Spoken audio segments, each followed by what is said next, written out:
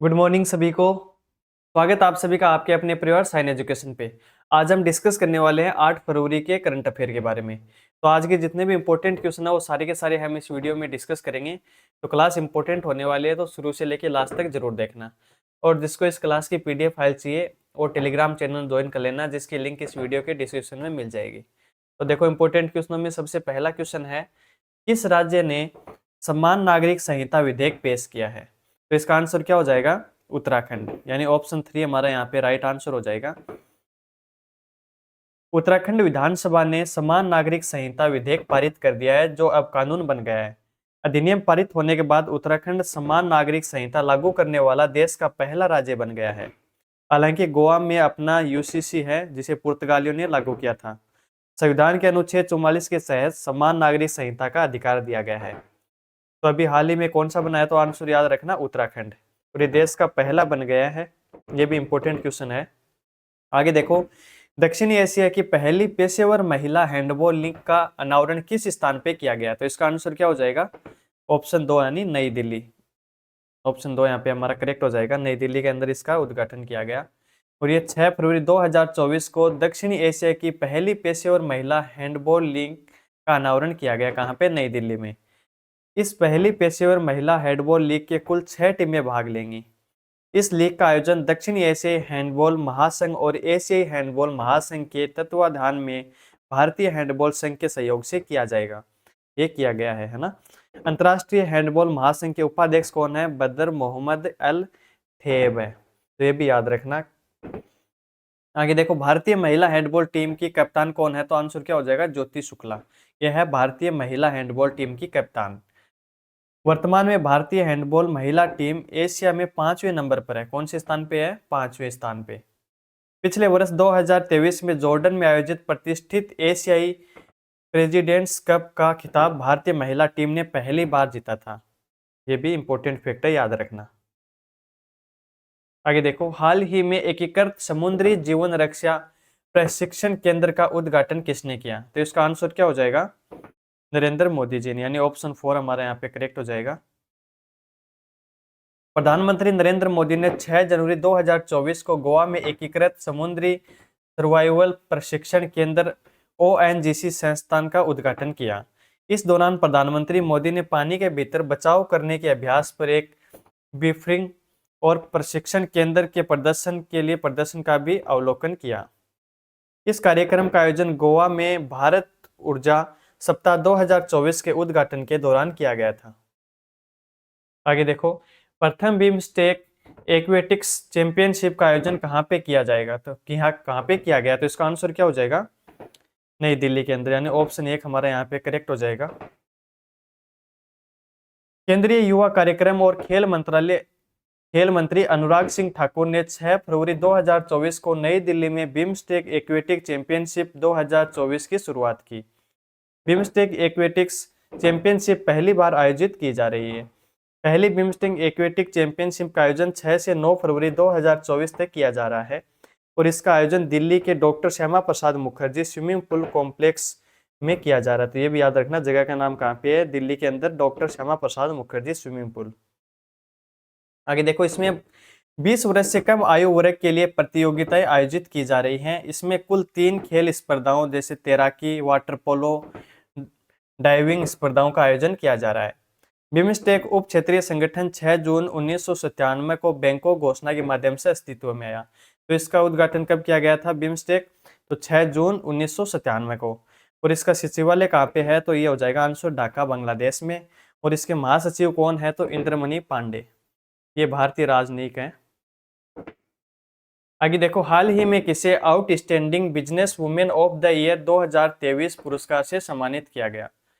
कौन सा पुरस्कार है ये? Outstanding business women of the year पुरस्कार। तो इसका आंसर क्या हो जाएगा?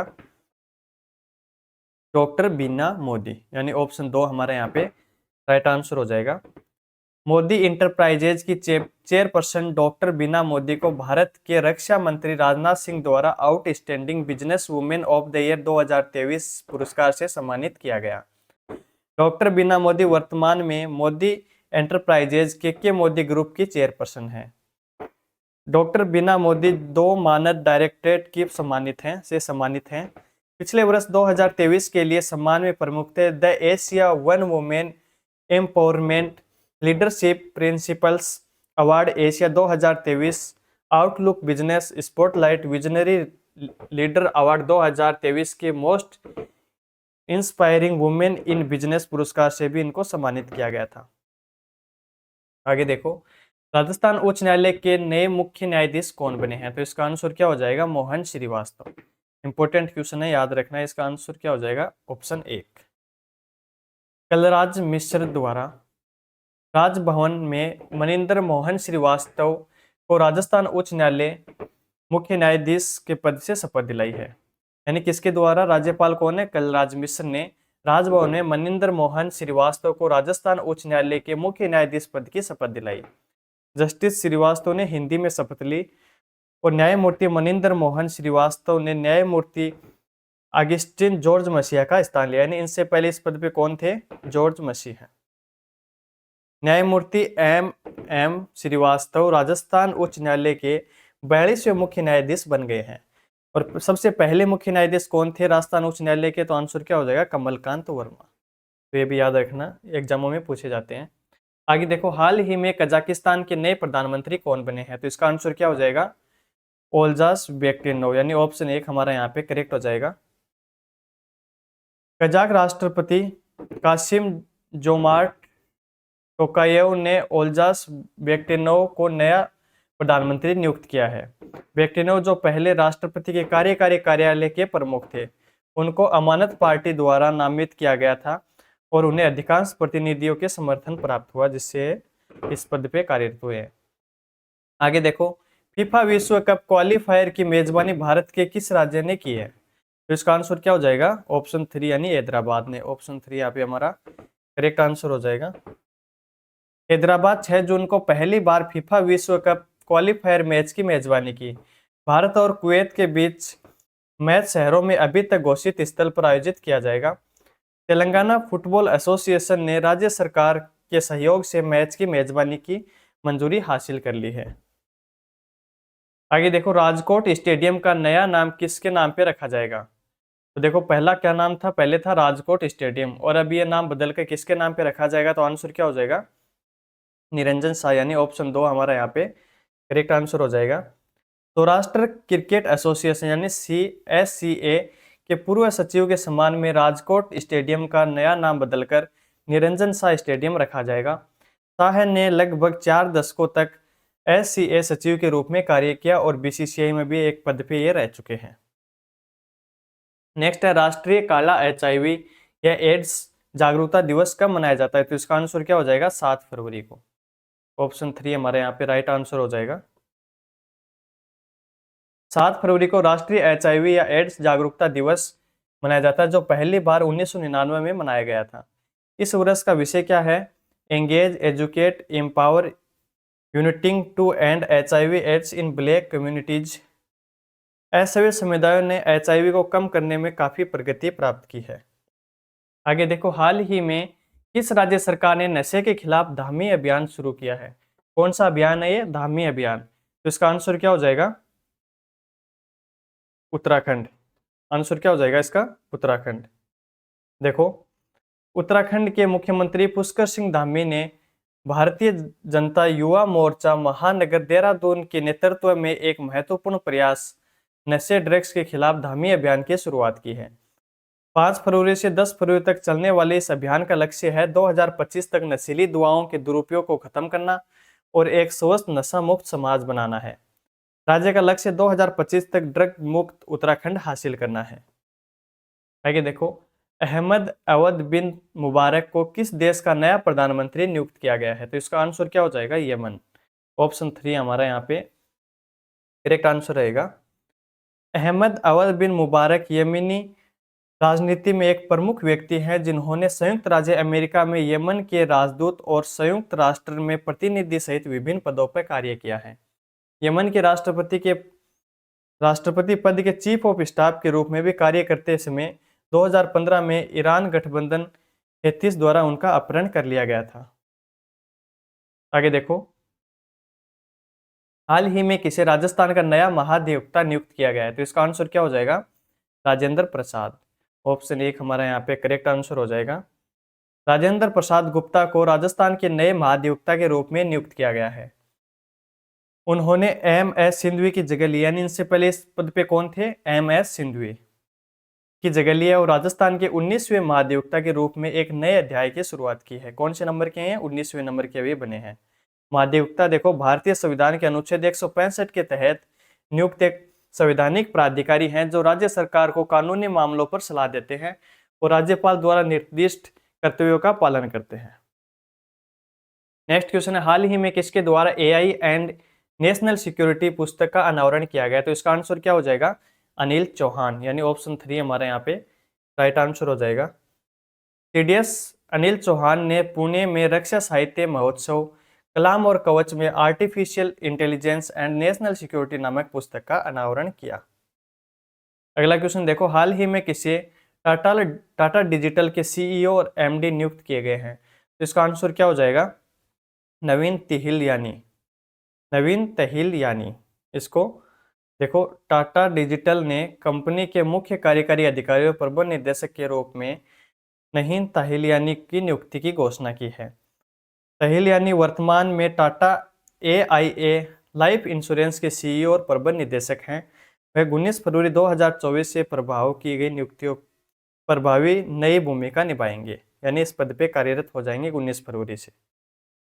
आगे देखो, संयुक्त अरब अमीरात द्वारा किस भारतीय को गोल्डन वीजा प्रदान किया गया? कौन सा वीजा है ये? Golden visa. तो इसका आंसर क्या हो जाएगा? आनंद कुमार।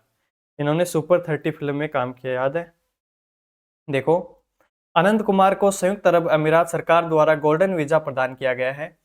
वह शाहरुख खान और संजय दत्त जैसी प्रमुख भारतीय हस्तियों की श्रेणी में शामिल हो गए हैं। 2019 में पेश किया गया गोल्डन वीजा संयुक्त अरब अमीरात में दीर्घकालीन निवास प्रदान करता है, जिससे प्राप्तकर्ताओं को स्वतंत्र रूप से रहने, कार्य करने और अध्ययन करने की अनुमति मिलती है। आगे देखो, एडीबी ने किसे भारत के लिए नया निदेशक नियुक्त किया गया है? तो आंसर क्या हो जाएगा? मियो ओका। ऑप्शन 1 हमारा यहाँ पे राइट आंसर हो जाएगा।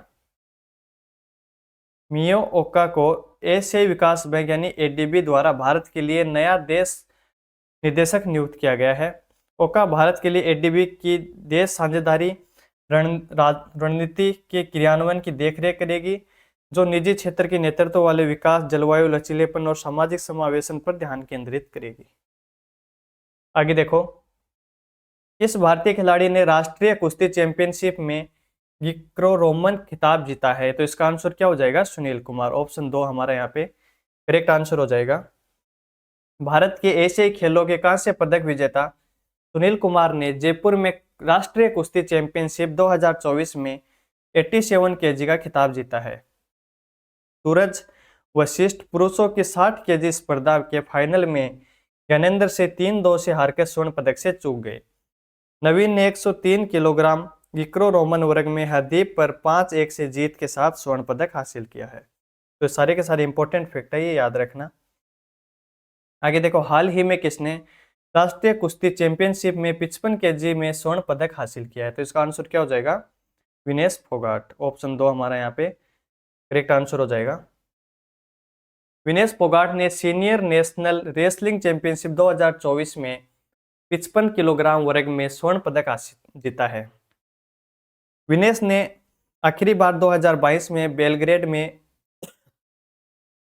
विश्व चैंपियनशिप में हिस्सा लिया था, जहां उन्होंने कांस्य पदक जीता था। घुटने की चोट और सर्जरी कारण 16 महीने के ब्रेक के बाद वह प्रतियोगिता में लौट आई। महिलाओं के 59 किलोग्राम वर्ग में अंशु मलिक ने स्वर्ण पदक जीता, जबकि निर्मला ने 50 किलोग्राम में स्वर्ण पदक जीता। आगे देखो, हाल ही में किसे बोट के ब्रांड एम्बेसडर के रूप में नियुक्त किया गया? तो इसका आंसर क्या हो जाएगा? रणदीप सिंह, यानी ऑप्शन 3 हमारा यहाँ पे करेक्ट आंसर हो जाएगा। बॉलीवुड आइकन रणवीर सिंह ने न केवल लाइफस्टाइल ब्रांड बोट में निवेश किया, बल्कि ब्रांड के ऑडियो उत्पादकों के लिए आधिकारिक चेहरे की भूमिका भी निभाई है। बोट की स्थापना 2015 में अमन गुप्ता और समीर मेहता के द्वारा की गई थी। कंपनी ने अब तक $177 मिलियन का संचयी निवेश अर्जित किया है। आगे देखो, हाल ही में किसे भारतीय वायुसेना के उप प्रमुख के रूप में नियुक्त किया गया है? कौन से पद है ये? भारतीय वायुसेना में उप प्रमुख के पद पे। तो इसका आंसर क्या हो जाएगा? उपेंद्र द्विवेदी, यानी ऑप्शन 1 हमारा यहाँ पे करेक्ट आंसर हो जाएगा। लेफ्टिनेंट जनरल उपेंद्र द्विवेदी भारतीय सेना के उप प्रमुख का पद संभालेंगे। वर्तमान उत्तरी सेना commander lieutenant general MV. Suchindra Kumar के साथ पदों की अदला बदली करेंगे। उधमपुर स्थित उत्तरी कमान के general officer commanding in chief बनेंगे। मई 2024 में जनरल मनोज पांडे के सेवानिवृत्ति होने पर वरिष्ठता के कारण एल.जी. द्विवेदी सेना के प्रमुख के पद के लिए सबसे आगे है। आगे देखो, हाल ही में कौन उत्तराखंड की पहली महिला मुख्य न्यायाधीश बनी है? तो इसका आंसर क्या हो जाएगा? रितु बहारी। ऑप्शन 3 हमारा यहाँ पे करेक्ट आंसर हो जाएगा। न्यायमूर्ति रितु बहारी ने उत्तराखंड उच्च न्यायालय के नए मुख्य न्यायाधीश के रूप में शपथ ली। शपथ राज्यपाल लेफ्टिनेंट जनरल गुरमीत सिंह ने दिलाई। न्यायमूर्ति बहारी जो पहले पंजाब और हरियाणा उच्च न्यायालय के कार्यवाहक मुख्य न्यायाधीश थे, उनको उत्तराखंड में मुख्य न्यायाधीश के लिए सर्वोच्च न्यायालय कॉलेजियम की सिफारिश मिली। वह आधिकारिक तौर पर पूर्व मुख्य न्यायाधीश विपिन सांधी की जगह लेंगी। पहले कौन थे इस पद पे? विपिन सांधी। तो देखो, आज के जितने भी इंपॉर्टेंट फैक्ट वाले क्वेश्चन थे वो सारे के सारे हमने इस वीडियो में डिस्कस किए। तो वीडियो पसंद है तो इसको लाइक करना और रोज ऐसे अपडेट जानने के लिए चैनल को सब्सक्राइब करना। Thank you.